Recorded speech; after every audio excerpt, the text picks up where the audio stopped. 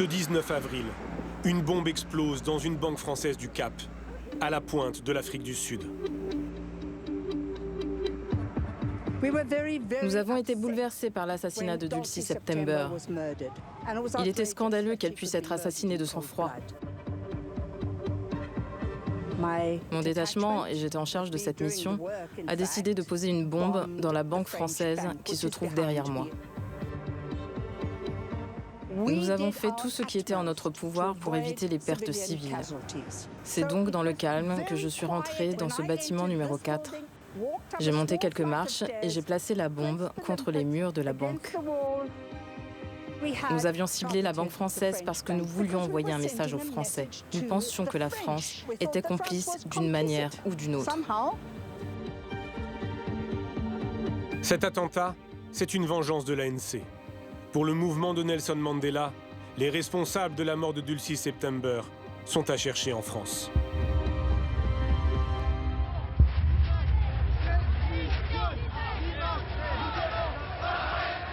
En France, l'opinion publique est révoltée par la mort de Dulcie September. Les manifestants réclament justice. Pour informer l'opinion française. Ce dossier hautement sensible est confié à la célèbre brigade criminelle. L'inspecteur en charge de l'enquête constate. La victime a été abattue vers 9h45 à son arrivée au bureau de l'ANC de 5 balles de calibre 22 long rifle, tirées par un pistolet automatique vraisemblablement muni d'un réducteur de son type silencieux. Les policiers français interrogent un témoin essentiel. Il assure que 2 hommes ont pris part à l'assassinat. Il les a vus. Pour la première fois, il a accepté d'être filmé. Je travaillais dans cet immeuble au 2e étage et en traversant cette cour, là où nous nous trouvons actuellement, j'entends des bruits qui immédiatement me font penser à des coups de silencieux. L'ascenseur était bloqué, puis j'entends du bruit, j'entends un brouhaha en haut. Alors je dis, bon, c'est peut-être des gens qui bloquent l'ascenseur pour transporter des colis. Je commence à monter, et puis là, je commence à entendre des bruits de gens qui descendent en courant. À un moment donné, je vois le premier individu, il me regarde fixement, il met la main dans sa poche, il avait une grande gabardine, je m'en souviendrai toujours. Et là, tout de suite, il détourne son regard, et il continue, mais alors, en marchant très très doucement, ils ouvrent la porte, ils vont dans la cour, et là je les vois par contre marchant vite, mais marchant d'une façon qui n'était pas naturelle. Sur le coup, je réalisais pas qu'ils venaient de commettre un meurtre. Un quart d'heure après, j'entends un de mes collègues qui me dit « Oh, on a tué quelqu'un, on a tué quelqu'un ». Ce voisin comprend alors qu'il vient de croiser les assassins. Le premier homme est certainement celui qui a tiré sur Dulcie September. Ce témoin n'a pas oublié leur visage. Ils donnent leur signalement à la police. C'était tous les deux des blancs. Le premier, je revois son visage.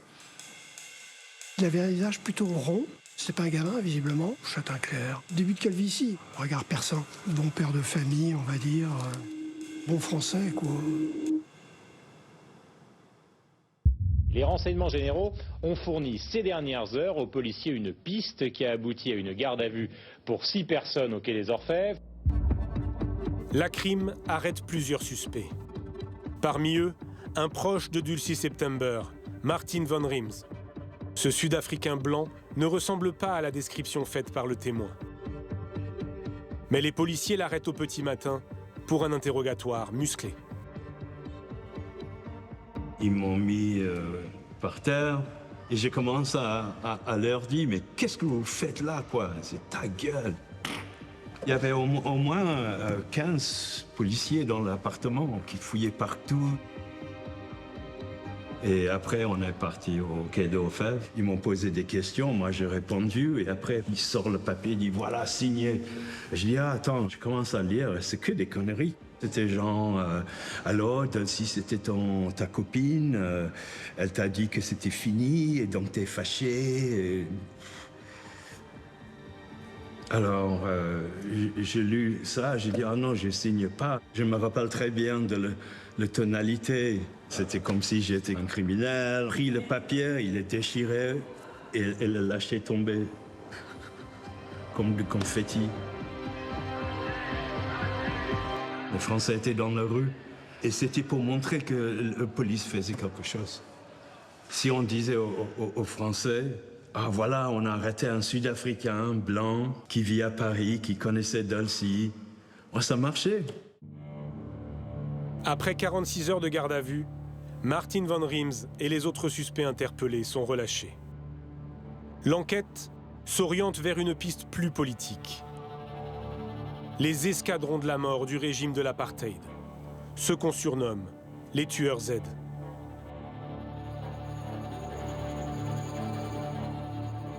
On savait que les escadrons de la mort fonctionnaient dans les pays de la ligne de front.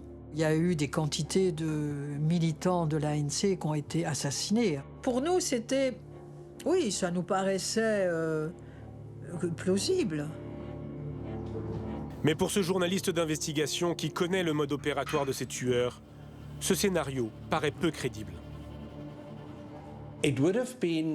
Pour les escadrons de la mort de l'apartheid, cibler un dirigeant de l'ANC en Europe aurait été un geste très important. Il était relativement facile de cibler les dirigeants de l'ANC dans les États dits de la ligne de front, au Mozambique, au Botswana, au Zimbabwe, en Angola ou en Zambie. C'est autre chose de cibler un leader anti-apartheid en Europe. Et l'Afrique du Sud avait des relations relativement bonnes avec la France. Je m'interroge donc sur l'assassinat d'un dirigeant de l'ANC dans une capitale européenne. Dulcie September est la seule haut gradée de l'ANC tuée en dehors de l'Afrique. Un assassinat qui pose de nombreuses questions. 4 ans après le crime, l'enquête débouche en 1992 sur un non-lieu. L'affaire est classée. Les auteurs de l'assassinat de Madame Dulcie September sont parvenus à demeurer inconnus de la justice française.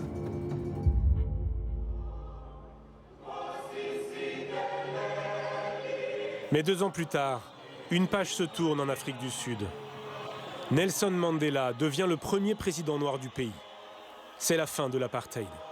We celebrate not the victory of a party, but a victory for all the people of South Africa. En 1995, Mandela lance la commission Vérité et Réconciliation pour faire la lumière sur les crimes du régime. Des enquêteurs sont envoyés à Paris. Ils sont chargés d'élucider le mystère de la mort de Dulcie September. Une fois sur place, ils sont intrigués par l'agence de presse installée sur le même palier que le bureau de l'ANC. Les entretiens que nous avons menés avec les collègues de September ont clairement montré qu'ils se méfiaient de cette société.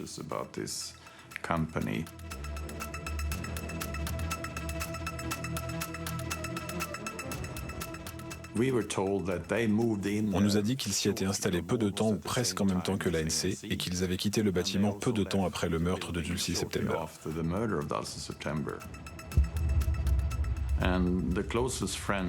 Les amis et collègues les plus proches ont agi comme s'ils étaient surveillés. Ils nous ont dit qu'en dehors des heures de bureau, des gens avaient fouillé leur bureau à la recherche de documents. Sport Echo s'est installé le même jour que l'ANC et a déménagé peu de temps après le meurtre.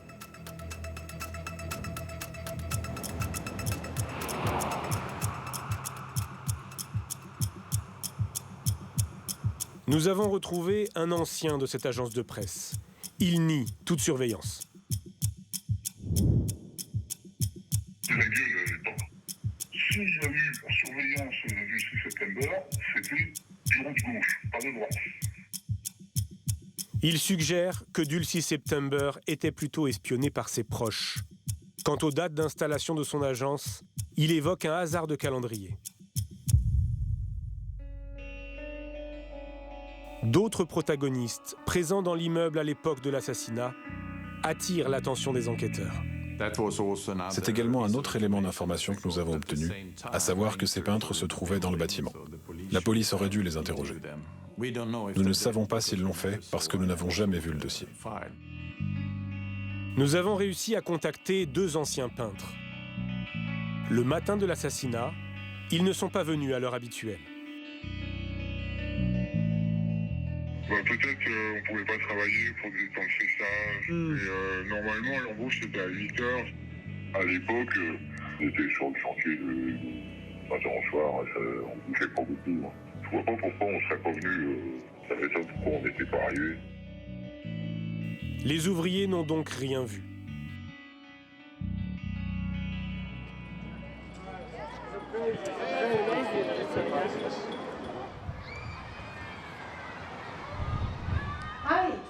Mais pour cette journaliste d'investigation, la présence des peintres, depuis quelques semaines, avait habitué les occupants de l'immeuble au bruit et au va-et-vient d'inconnus dans les escaliers. C'est un immeuble parisien. C'est petit, c'est étroit. Les peintres nettoyaient et s'agitaient avec des seaux et des objets métalliques tout le temps. Donc personne n'était alerté par le bruit. Si vous planifiez un meurtre et que vous ne contrôlez pas les peintres, c'est très difficile. Personne ne trouvera de preuves incriminant les peintres ou l'agence de presse. Mais les enquêteurs qui reprennent le dossier en 1995 mesurent à quel point Dulcie September était devenue une cible.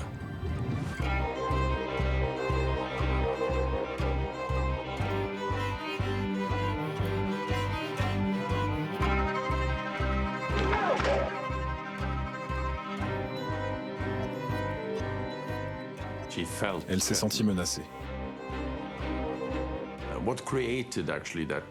Qu'est-ce qui a créé cette menace et cet intérêt pour elle en tant que personne, sachant que de nombreux dirigeants de l'ANC vivaient en exil en Europe? Et pourquoi Dulcie September a-t-elle été spécifiquement visée?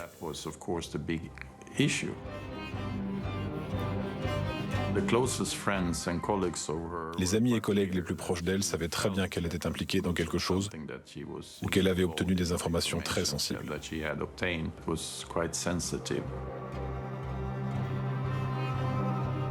Dulcie September s'intéressait à la coopération économique entre Paris et Pretoria, pourtant officiellement mise à l'arrêt par la France. C'est évidemment sur le terrain des sanctions économiques que les décisions sont les plus difficiles à prendre. La France part donc en guerre économique contre l'Afrique du Sud. Il s'agit en l'occurrence d'un coup d'arrêt immédiat aux investissements publics et privés, 120 millions de francs en 1984. Selon Dulcie September, certaines entreprises contournent cette interdiction, comme Total, dont l'État français est actionnaire. La compagnie Total en France continue de distribuer en exclusivité le pétrole à la police et à l'armée sud-africaine.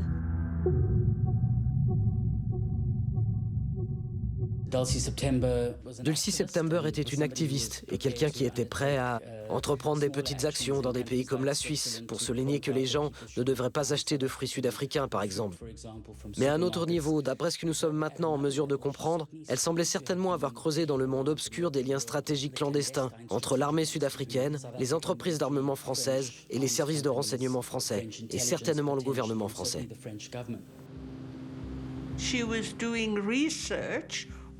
Elle faisait des recherches, ce qui était tout à fait dans son mandat en tant que représentante du mouvement, sur le commerce des armes et sur la façon dont ils approvisionnaient l'Afrique du Sud.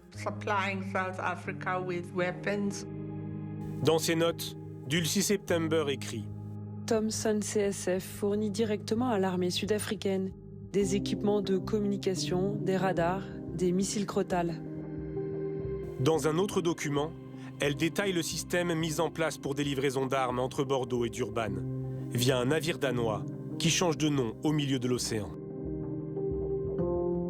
Nom du bateau à son arrivée à Durban, Nema, naviguant sous pavillon panaméen, 5 voyages en tout. Le commandant est danois.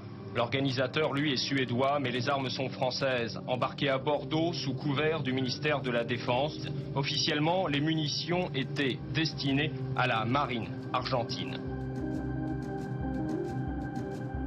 Dulcie September découvre que cette histoire n'est pas une affaire isolée.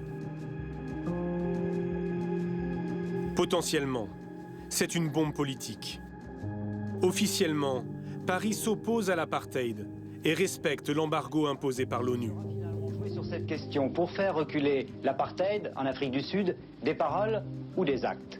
nous souhaitons que beaucoup d'autres pays se joignent à nous pour que la justice et la sagesse l'emportent enfin dans cette partie du monde. Mais en coulisses, la France ne cesse de vendre du matériel militaire au régime depuis les années 60. Ce diplomate sud-africain était en poste à l'ambassade à Paris. Il accepte aujourd'hui de lever le voile sur ses contrats fructueux. La France était presque le seul pays qui ont fourni les armes, qui ont fourni l'infrastructure. Et tous nos avions de guerre étaient des Mirage, Alouettes. Chars, véhicules blindés, artillerie, missiles, hélicoptères, Mirage, vedettes, sous-marins prirent le chemin de l'Afrique du Sud sous le couvert d'armements défensifs. Les entreprises françaises se sont développées en collaboration avec le gouvernement sud-africain et avec des fonds du gouvernement sud-africain à l'époque. Et il ne s'agissait pas seulement de contacts avec des entreprises, il s'agissait de contacts personnels. À Paris, ces achats d'armes sont organisés au cœur même de l'ambassade d'Afrique du Sud. Nous avions eu dans l'ambassade sud-africaine une section qui s'appelait Procurement Section. C'était un moyen de camoufler l'achat de beaucoup de produits français, mais surtout les produits militaires. Et il y avait au moins 20 personnes qui s'occupaient de ces achats. Il est difficile de chiffrer exactement les sommes transférées entre la France et l'Afrique du Sud. Ce que nous savons, c'est qu'entre le début des années 1970 et le début des années 1990, l'Afrique du Sud a dépensé environ 50 milliards d'euros pour l'achat d'armes et de fournitures militaires. Dulcie September enquête pour dénoncer ces contrats. Et ce double jeu. Elle veut le faire éclater au grand jour. Ce n'est pas facile parce qu'il y a beaucoup de secrets. Mais je pense qu'on doit pouvoir trouver les moyens de mettre la France dans l'embarras. Je pense qu'il y a un trop grand silence concernant la collaboration militaire de la France avec le régime de l'apartheid. On savait qu'elle avait des liens avec les syndicats, par exemple, des syndicats d'entreprises comme la SNECMA, comme Framatome, etc. Bien sûr, elle faisait un travail. Mais ça, disons, c'était son travail. Elle en parlait à sa hiérarchie. Dulcie était quelqu'un de très discipliné. Elle savait quand il fallait se taire, il fallait se taire. Parmi ceux qui renseignent Dulcie September, nous avons retrouvé 2 anciens de la SNECMA, fleurons de l'industrie d'armement tricolore. La SNECMA était engagée dans des coopérations avec l'Afrique du Sud sur la production du Mirage ou d'avions du type Mirage qui seraient réalisés en Afrique du Sud elle-même, et des moteurs ATAR. Donc il y avait tout un système et de vente d'armes. Bon. À l'époque, il rencontre Dulcie September en secret pour lui confier des informations particulièrement sensibles. Des choses qu'on ne pouvait pas lui dire au téléphone. Hein. Ce qu'on lui a raconté à l'époque, c'était... on risquait des ennuis. Quoi. Elle veut notamment savoir plus sur le projet SPOT, un satellite très pointu de détection de mouvements développé entre la France et l'Afrique du Sud. On avait des choses très précises qui étaient à caractère militaire à lui dire. Et donc, ça a été l'objet de la conversation pour lui préciser dans quelle optique militaire pouvait être utilisée l'imagerie SPOT et avec les aspects liés à l'armement nucléaire. Puisque l'utilisation des vecteurs nucléaires nécessite de dialogue avec des satellites, etc. Donc on lui a amené, à l'époque, tout un tas d'éléments précis dont elle a pris note. Les découvertes de Dulcie September deviennent potentiellement explosives. Elle écrit. La Société européenne de propulsion est sur le point de signer un contrat avec l'Afrique du Sud pour lui fournir un satellite SPOT. C'est la construction près du Cap de la centrale nucléaire de... Dans les années 80, la France coopère officiellement avec l'Afrique du Sud, mais seulement pour du nucléaire civil. Elle construit la seule centrale du pays à Koeberg, au nord de la ville du Cap. Je suis inquiète à propos de la collaboration nucléaire avec des ingénieurs, des scientifiques. Dulcie September soupçonne une collaboration militaire.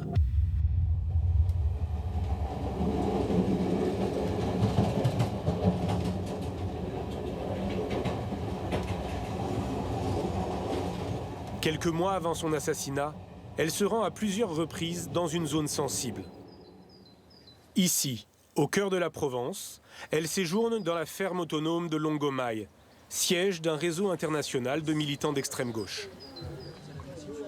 Pendant la guerre froide, la zone où on était ici, c'était entre deux lieux considérés comme très sensibles, c'est-à-dire le plateau d'Albion, où il y avait les missiles stratégiques français, et Cadarache, le centre d'énergie atomique du côté de Manosque. Oui, on était surveillés, il y avait de la parano.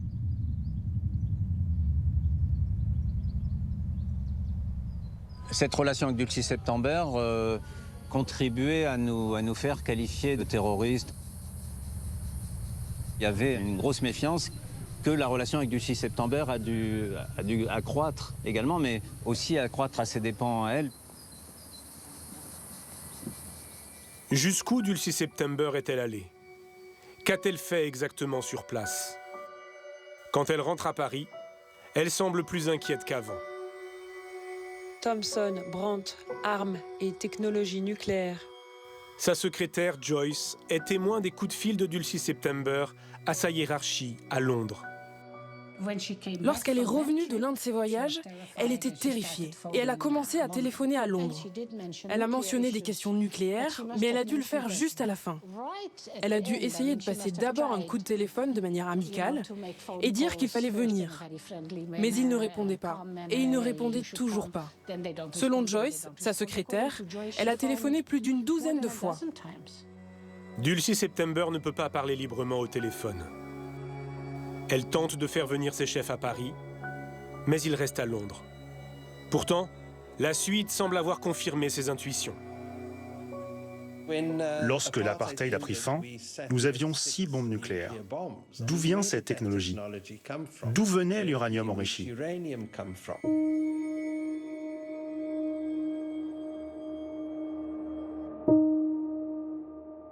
Le temps presse. Elle se sent menacée. Elle est persuadée qu'une grande entreprise d'armement la surveille. Elle écrit. Une fois, j'ai décroché le combiné pour passer un appel et j'ai entendu des voix. J'ai écouté, mais je n'ai pas pu entendre ce qui se disait. Les personnes ont mis fin à leur conversation et j'ai continué à écouter. Un téléphone a sonné et une femme a répondu et a dit « Thomson et compagnie ». J'ai été tellement choquée que j'ai raccroché immédiatement. L'année précédant son assassinat, elle était très consciente qu'elle était en danger. D'abord, elle a été agressée dans le métro. Elle est allée au commissariat. Elle a expliqué, on l'a envoyée promener. Elle n'était pas prise au sérieux, comme si elle était paranoïaque ou comme si elle voyait des choses. Et puis, en tant que femme, vous êtes encore plus une cible. Vous pourriez dire « Oh, mais nous sommes tous menacés, mais vous n'êtes pas mort. » Eh bien, elle est morte. Quelqu'un lui a volé son sac, sauf que dans son sac, il y avait tous ses papiers. C'était quand même important. Toutes ces notes. Voilà. Son bureau a aussi été visité. En arrivant au bureau mercredi, les lumières étaient allumées et la porte ouverte. J'ai un nouveau meuble de rangement dont la serrure s'est cassée. J'ai l'impression qu'elle a été manipulée. Peu de temps après, Dulcie September est abattue devant la porte de son bureau. Dulcie est sortie de cet ascenseur pour ouvrir la porte du bureau. Quelqu'un a dû discrètement se glisser ici et commencer à tirer à partir de cet angle. 4 fois dans la bouche, et quand elle s'effondrait, une autre balle lui traversa la tête. Cet homme qui reconstitue le meurtre devant les caméras était l'un des référents de Dulcie September à Londres. On apprendra plus tard que c'était un agent double, à la solde du régime de l'apartheid. Les Sud-Africains étaient donc parfaitement au courant des investigations que menait Dulcie September. Mais les hommes de l'apartheid avaient-ils vraiment les moyens de frapper seuls sur le sol français ?